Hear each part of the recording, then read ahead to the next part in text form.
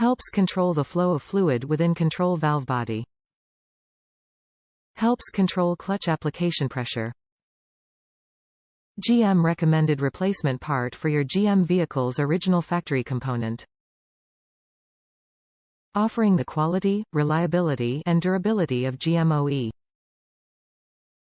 Manufactured to GMOE specification for fit, form, and function.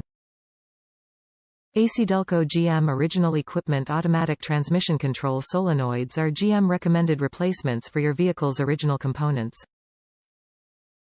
These solenoids are electro-hydraulic valves that help control the flow of fluid within the control valve body. They also help control clutch application pressure.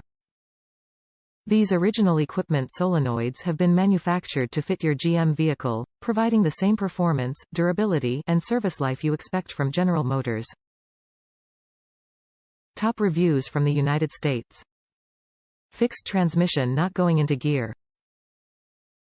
My 2001 S10 ZR2 pickup with a 4L60E stopped shifting altogether. I thought the transmission was done, or at least the torque converter. It wouldn't move in any gear until 4,000 revolutions per minute with a lot of slipping. Swapped them out and shifts like new.